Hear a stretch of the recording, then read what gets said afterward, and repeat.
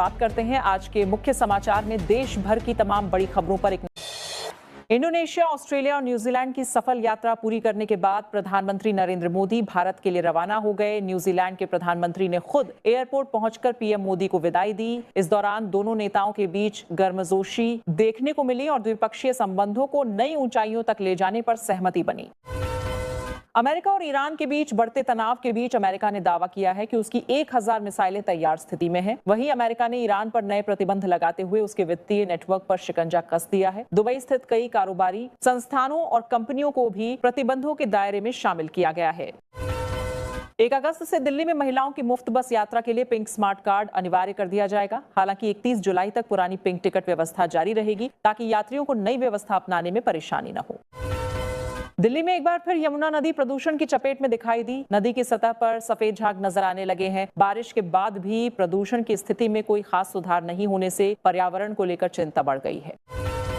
केंद्र सरकार ने राष्ट्रगान और राष्ट्रगीत के गायन को लेकर नए दिशा निर्देश जारी किए हैं। आदेश के मुताबिक जब दोनों गीत एक साथ गाए जाएंगे तो पहले वंदे मातरम और उसके बाद जन गण मन प्रस्तुत किया जाएगा। स्विगी इंस्टामार्ट पर खाद्य सुरक्षा मानकों के उल्लंघन का आरोप लगा है। एफएसएसएआई ने कंपनी को नोटिस जारी कर एक्सपायर्ड और खराब खाद्य सामग्री की सप्लाई को लेकर जवाब मांगा है और मामले की जांच शुरू कर दी गई है। केंद्रीय मंत्री नितिन गडकरी ने कहा कि E20 पेट्रोल के इस्तेमाल से गाड़ियों का माइलेज थोड़ा कम हो सकता है, लेकिन इससे इंजन को कोई बड़ा नुकसान नहीं होगा। अगर किसी वाहन में E20 की वजह से खराबी आती है तो संबंधित कंपनी का ग्राहकों के पार्ट्स मुफ्त में बदलने की जिम्मेदारी उठाई। कांग्रेस ने सोशल मीडिया पोस्ट के जरिए केंद्र सरकार पर निशाना साधा। पार्टी ने कहा कि देश की जनता महंगाई, बेरोजगारी और अन्य समस्याओं से परेशान है, लेकिन सरकार जनता के मुद्दों से ध्यान हटाकर केवल प्रचार और राजनीतिक कार्यक्रमों में व्यस्त दिखाई दे रही है। मुख्यमंत्री शुभेंदु अधिकारी ने बहरामपुर में हुमायूं कबीर को लेकर भी तीखी टिप्पणी की। उन्होंने कहा कि वह किसी भी जनप्रतिनिधि की गैर जिम्मेदाराना और आपत्तिजनक टिप्पणियों को बर्दाश्त नहीं करेंगे और कानून के मुताबिक कार्रवाई की जाएगी। तृणमूल कांग्रेस के बैंक खातों को फ्रीज किए जाने के मामले में ममता बनर्जी गुट ने कोलकाता हाईकोर्ट का दरवाजा खटखटाया है। इस मामले में 13 जुलाई को सुनवाई होगी और राजनीतिक हलकों की नजर अदालत के फैसले पर टिकी हुई है। मुख्यमंत्री योगी ने विपक्ष पर हमला बोलते हुए कहा कि पहले मंदिरों के विकास के लिए आने वाले धन का इस्तेमाल कब्रिस्तानों और अन्य कार्यों में किया जाता था। उन्होंने आगे आरोप लगाया कि पिछली सरकारों ने धार्मिक और सांस्कृतिक धरोहरों की उपेक्षा की, जबकि वर्तमान सरकार उनके संरक्षण को प्राथमिकता दे रही है। जम्मू कश्मीर के मुख्यमंत्री उमर अब्दुल्ला ने आरोप लगाया है कि उनकी पार्टी को 20 जुलाई को जंतर मंतर पर विरोध प्रदर्शन की अनुमति नहीं दी जा रही है। उन्होंने आगे कहा कि कोकरोच जनता जैसे पार्टियों को 24 घंटे के भीतर अनुमति मिल जाती है, लेकिन उनकी पार्टी के साथ अलग व्यवहार किया जा रहा है। जम्मू कश्मीर के मुख्यमंत्री उमर अब्दुल्ला ने आरोप लगाया कि उनकी सरकार को गिराने की कोशिश की जा रही है। उन्होंने दावा किया कि उनके विधायकों को 20 से 30 करोड़ रुपए और राज्य का दर्जा दिलाने का आश्वासन देकर पार्टी बदलने के लिए प्रलोभन दिया जा रहा है।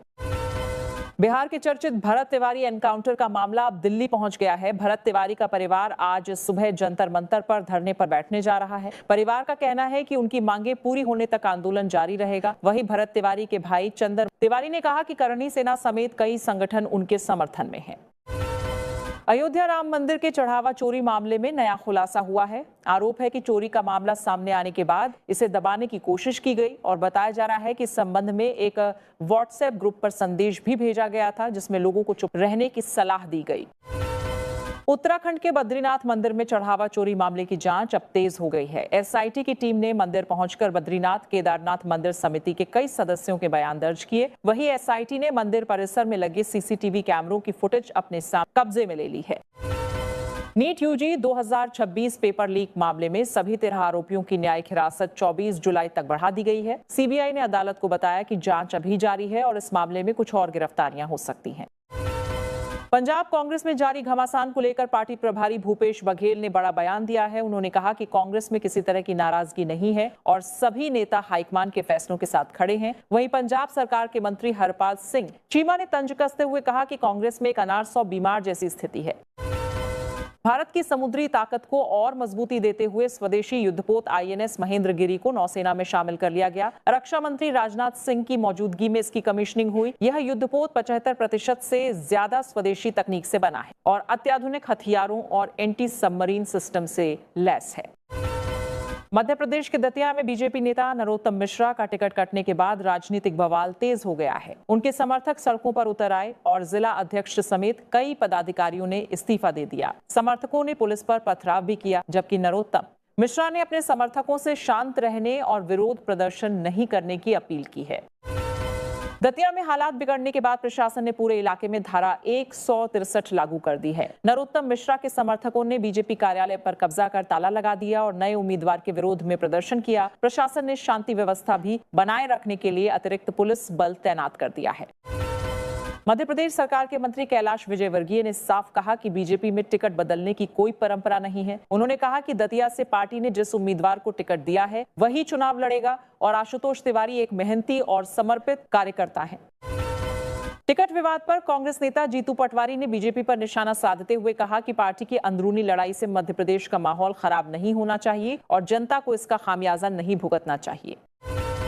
उत्तर प्रदेश के कुशीनगर में मुख्यमंत्री योगी आदित्यनाथ ने 525 करोड़ रुपए की विकास परियोजनाओं की सौगात दी। इस दौरान उन्होंने कहा कि 2017 से पहले प्रदेश में न नीति थी और न ही नीयत, लेकिन अब उत्तर प्रदेश में कानून व्यवस्था बेहतर हुई है और प्रदेश विकास की नई राह पर आगे बढ़ रहा है। समाजवादी पार्टी और बीजेपी के बीच फिल्म सिटी को लेकर जुबानी जंग तेज हो गई है। अखिलेश यादव ने सोशल मीडिया पोस्ट के जरिए तंज कसते हुए पूछा कि क्या उत्तर प्रदेश की फिल्म सिटी में शूटिंग शुरू हो गई है और क्या कानपुर में बनने वाली फिल्म सिटी का वादा भी पूरा होगा। ललिता हत्याकांड को लेकर सपा प्रमुख अखिलेश यादव ने योगी सरकार पर निशाना साधा। उन्होंने कहा कि जब व्यवस्था संभालने वाले ही बेलगाम हो जाएं, तो आम लोगों को न्याय कैसे मिलेगा। उन्होंने पुलिस कार्रवाई पर सवाल उठाते हुए पीड़ित परिवार को जल्द न्याय दिलाने की मांग की। AIMIM प्रवक्ता शादाब चौहान ने अखिलेश यादव के सनातन ही समाजवाद है वाले बयान पर हमला बोला। उन्होंने कहा कि यह बयान दिखाता है कि समाजवादी पार्टी अब सॉफ्ट हिंदुत्व की राजनीति की ओर बढ़ रही है और अपनी पुरानी विचारधारा से दूर होती जा रही है। उत्तर प्रदेश के कौशाम्बी में धर्मांतरण के आरोप में 4 मौलवियों के खिलाफ FIR दर्ज की गई है। आरोप है कि ये लोग झाड़ फूंक और पानी पिलाने के नाम पर लोगों को धर्म परिवर्तन के लिए उकसा रहे थे। 9 जुलाई को हिंदू संगठनों ने मजार पर धर्मांतरण और लव जिहाद का आरोप लगाते हुए विरोध प्रदर्शन किया था। आम आदमी पार्टी के राष्ट्रीय संयोजक अरविंद केजरीवाल ने कहा कि E20 पेट्रोल को लेकर सवाल उठाने वाले आम लोगों की चिंताओं को गंभीरता से नहीं लिया जा रहा है। उन्होंने कहा कि वह आम लोगों की समस्याओं को सामने लाएंगे और उनकी बात देश के सामने रखने का काम करेंगे। एनसीपी प्रमुख शरद पवार ने राज्य सरकार की किसान कर्ज माफी योजना में किए गए संशोधन की सराहना की। उन्होंने कहा कि इस फैसले से ज्यादा किसानों को लाभ मिलेगा और इससे ग्रामीण अर्थव्यवस्था को मजबूती मिलेगी। बिहार के बागीपुर विधानसभा उपचुनाव में बीजेपी ने अपना उम्मीदवार बदल दिया है। पार्टी ने पहले घोषित अभिषेक बंटी की जगह अब नीरज कुमार सिन्हा को प्रत्याशी बनाया है। उम्मीदवार घोषित होने के महज 72 घंटे के भीतर पार्टी को यह बड़ा फैसला लेना पड़ा। दिल्ली के लाल किले को बम से उड़ाने की धमकी मिलने से सुरक्षा एजेंसियां अलर्ट हो गईं। मुंबई पुलिस कंट्रोल रूम को फोन कर धमकी दी गई थी, जिसके बाद दिल्ली पुलिस को सूचना दी गई। जांच के बाद कॉल को फर्जी पाया गया और सुरक्षा व्यवस्था बढ़ा दी गई। हिमाचल प्रदेश के सिरमौर और शिमला में लगातार बारिश के कारण कई जगह भूस्खलन हुआ है। कई गाड़ियां मलबे में दब गई हैं और कई मकानों पर खतरा मंडरा रहा है। प्रशासन ने प्रभावित इलाकों में राहत और बचाव कार्य तेज कर दिया है। ऐसी ही ताजा और दमदार खबरें सबसे पहले देखने के लिए हमारा चैनल सब्सक्राइब करें और बेल आइकन जरूर दबाएं।